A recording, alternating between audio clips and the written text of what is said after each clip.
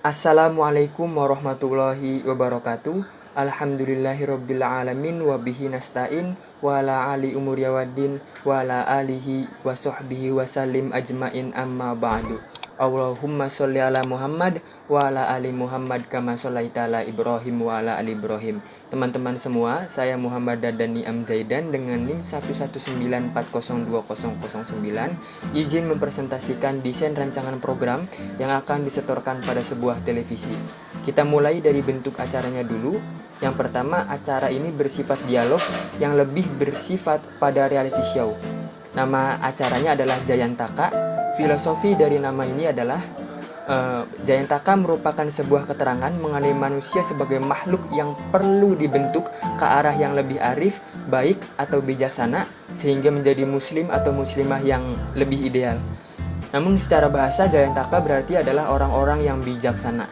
Deskripsi dari acara ini ialah acara ini didesain sengaja untuk menarik perhatian anak muda yang memang dirasa jauh dalam pengambilan referensi kehidupan yang mereka alami. Acara ini adalah acara dakwah reality show yang bersifat actuality, yang bersifat diskusi, dan yang bersifat pada report of problem dan solving the problem. Selanjutnya ada segmentasi audiens. Sebenarnya acara ini untuk siapa saja, namun lebih berfokus pada usia 17-30 tahun karena menurut IDN Times dalam sebuah artikelnya, usia seperti inilah adalah usia-usia yang memang paling labil karena dianggap baru memakan realita yang ada dalam sebuah kehidupan. Selanjutnya ada kualifikasi narasumber.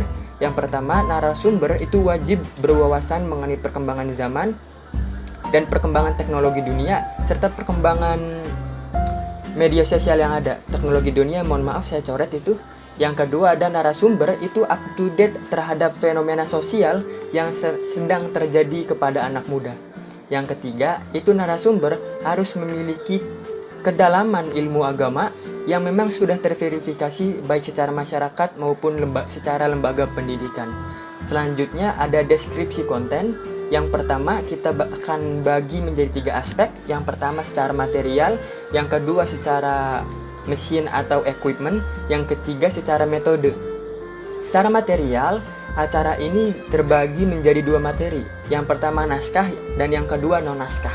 Yang naskah ini hanya ditunjukkan atau digunakan untuk menjawab sebuah permasalahan yang terjadi dalam konten dakwah tersebut. Misalkan hostnya bertanya kepada ustadz atau menceritakan sebuah permasalahan, lalu ustadz tersebut menjawab, maka permasalahan yang dijawab oleh ustadz tersebut kemungkinan besar dan alangkah baiknya sudah diberikan naskah terlebih dahulu demi menjaga kehati-hatian dalam menyebarkan realita dakwah yang ada. Yang kedua, itu non-naskah atau yang biasa disebut dengan skill alami.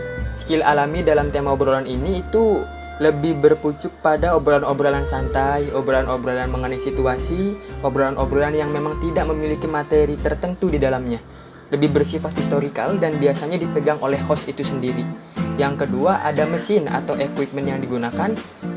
Kita menggunakan kamera dengan resolusi 1080 pixel dengan kadar FPS 30-60. Terus yang kedua, properti yang didesain itu bernuansa tempat tongkrongan. Jadi nggak terlalu kaku-kaku amat, nggak mesti ke timur-timur tengahan, nggak mesti ke Indonesia-Indonesiaan. Kalau memang perlu di kafe, di kafe. Kalau memang perlu di tempat yang santai, kosong kayak kos-kosan, di kos-kosan.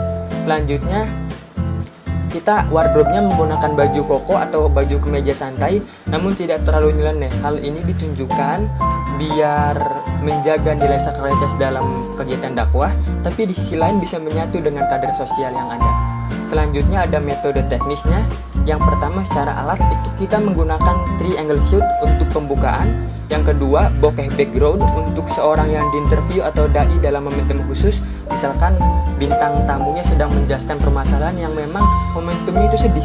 Kita pakai one shoot atau satu kamera, hanya saja belakangnya kita bokehkan saja biar lebih dapat momentumnya, atau ketika dai sedang menjawab sebuah pertanyaan. Yang ketiga ada satu dai, satu host serta satu bintang tamu. Jadi acara ini terdiri dari 3 orang inti, di mana dai sebagai problem solving atau penyelesaian masalah, host ditunjukkan untuk membawa masalah atau memang menjabarkan suatu masalah. Yang ketiga ada bintang tamu untuk menambah suatu masalah atau menambah sebuah referensi yang ada. Yang selanjutnya ada yang keempat itu membahas suatu kasus atau fenomena yang sedang terjadi dan menghubungkannya dengan perspektif agama. Jadi seperti yang kita jelaskan sebelumnya, dai itu menjawab sebuah pertanyaan yang memang dirasa sedang gaduh dalam lingkup sosial para penonton maupun host atau kru yang ada di situ. Selanjutnya terbagi menjadi 3 segmen. Ini segmentasinya. Yang pertama opening itu 3-7 menit. Openingnya dibuka dengan acara musik berupa pujian-pujian, entah qosidah, entah itu pop religi, entah itu musik sederhana namun lebih bernuansa religi. Kalaupun tidak bernuansa religi, itu bernuansa pada nilai-nilai dakwah yang terkandung di dalamnya. Dan selanjutnya itu dibuka dengan salam seperti biasa dan pengungkapan kondisi, entah itu oleh bintang tamu maupun host yang ada. Boleh memberikan materi-materi komedi-komedi tipis juga. Yang kedua, itu inti acara. Inti acara ini berlangsung selama 10-15 menit. Seperti yang dijelaskan sebelumnya, host itu ditunjukkan untuk menerangkan sebuah masalah, lalu bukan menerangkan sih lebih tepatnya, menyajikan masalah pada sebuah dai, pada seorang dai ataupun bintang tamu, lalu dai-nya menjelaskan atau memberikan suatu penyelesaian dalam masalah tersebut. Nah, ini berdurasi 10-15 menit.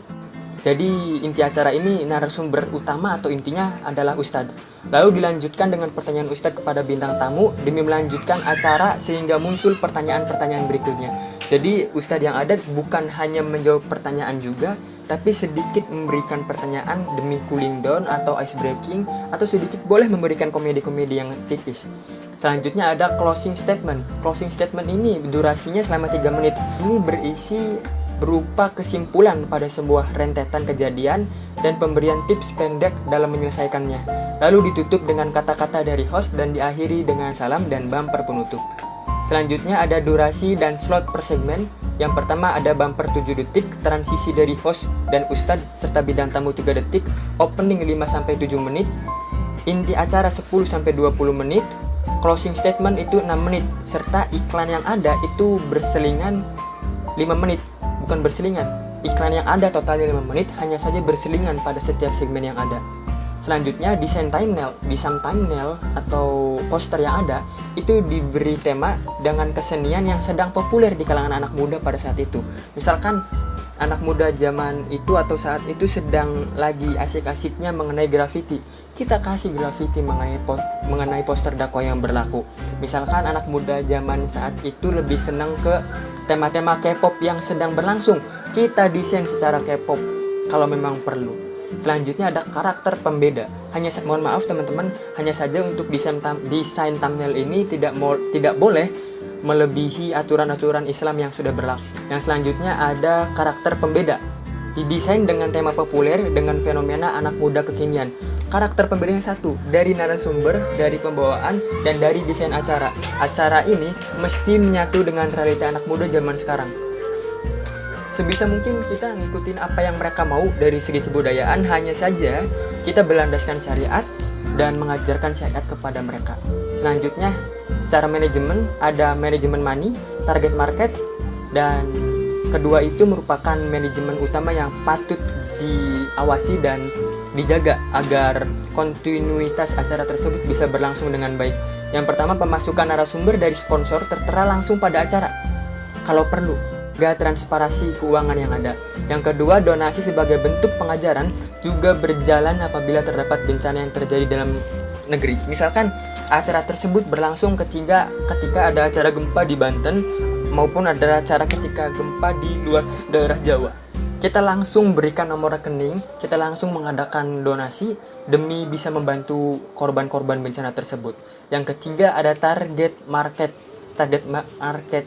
marketnya seperti yang dijelaskan sebelumnya, itu berpusat pada anak gaul yang memiliki sentimen dengan beberapa tampilan aspek keagamaan. Jadi anak gaul yang memang anti agama itu kita guide sebisa mungkin. Bahkan kita melakukan adaptasi budaya terhadap budaya mereka. Yang kedua itu meraih sharing dan rating tinggi di TV.